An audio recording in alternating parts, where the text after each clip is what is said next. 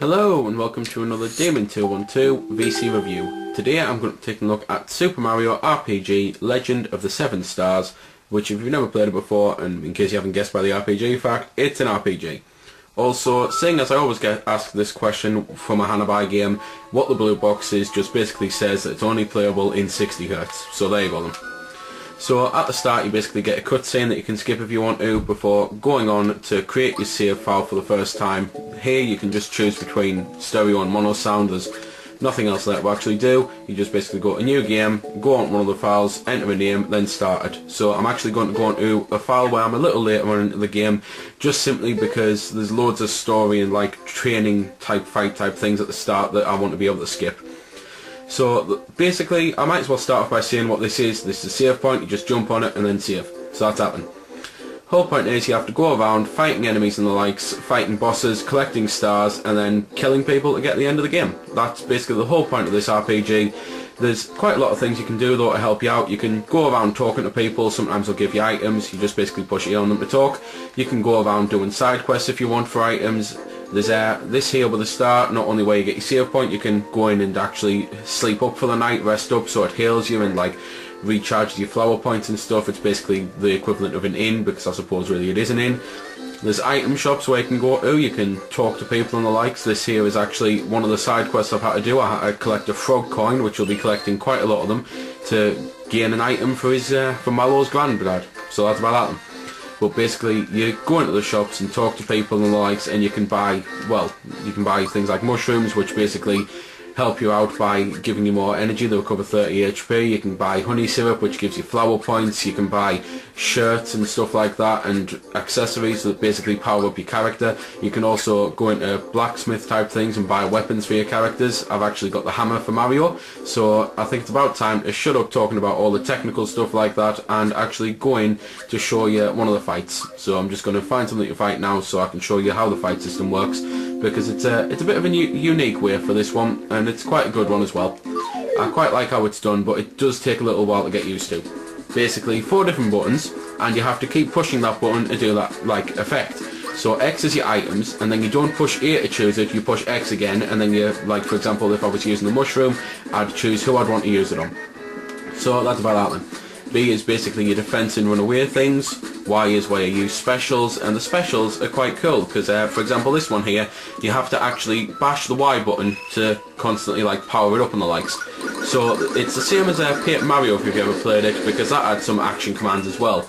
And this has things like where, well, you can like bash the button there as I say. You can also rotate the D-pad sometimes on certain attacks. But you can also do the good old hit A, well, hit the attack button just before you hit someone, and hit just before you're attacked as well. So I'll try and show you that here. Unfortunately it's a little hard because you have to be able to listen to the actual thing, and I'm of course talking to it, but basically if you manage to push the button at the right time, it'll, well, soup up your attack. Also when you're getting attacked, if you manage to push it at the right time, then it'll protect you a little bit. So, right, I think now's a good time for me to shut up so I can actually pull this off. There we go then. So that's basically how the fights work. It's standard RPG stuff. It's turn-based. You get a go, they get a go type thing. Sometimes all of your characters get a go before they get a go. Sometimes one of yours gets a go. So just stuff like that. The only slightly disappointing thing about it is in Paper Mario you could actually jump on your enemies or hit them with a hammer and the likes to start the battle, so that you could get in a first attack type thing before the battle even started. On this you've got the hammer, but you can't use it out and about. You can't like go around hitting trees to collect items like you could, or attacking enemies, and you can't jump on them to actually start an attack as well, which is a little bit of a shame really. But anyway, that's pretty much the whole battle sequence and the likes. To be fair, that's pretty much the whole game, because as I say, it's just an RPG. You go around doing all sorts of fights like that. Sometimes you get boss fights, as I say, where they're just harder versions and you just have to beat them. The whole point is you have to collect the 7 stars, and also you have to rescue the princess and stuff like that, because once again she's been kidnapped, surprise surprise. But to be fair, that's pretty much everything I can say about the game, unfortunately, because it, as I say, unlike Paper Mario, it hasn't got a lot of like depth to it with things that you can do out and about.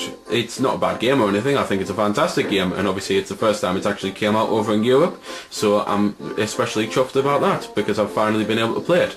But basically, if you could only get one, then I'd probably say try Paper Mario out. I know it's 100 points more, but as I say, there is a little bit more to do because you can just go around finding things like hitting trees and stuff like that. But both are still amazing games and well worthy of a purchase. So I'll shut up again just for a little bit more, just to basically let you listen to some of the music, which sounds pretty damn good. And graphically, as you can see, it's a kind of pseudo 3D look, so again, it looks pretty damn good.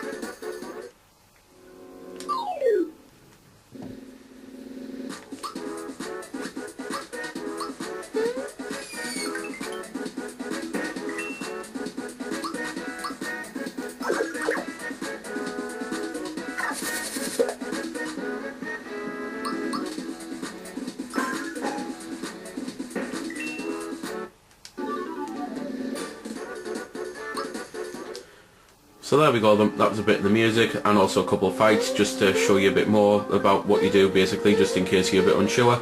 The only other thing I haven't actually mentioned, which really I should mention, is the leveling up system. It's similar to the way that Paper Mario's works. Once you level up, not only do you get like a little bit more powerful and stuff like that, you also get the chance to do a bonus. So you can either upgrade your power again and your defense, or you can upgrade your HP, which obviously is your hit points, so that's your health. So top left corners, that's where that is. It tells you how, well, it doesn't tell you how many hits you can take before you die, obviously, because different hits take different attacks, but it tells you basically if you're going to be in trouble or something. So you'll know by the enemies that you're fighting if they're going to be able to kill you in one, so you want to use a mushroom or something.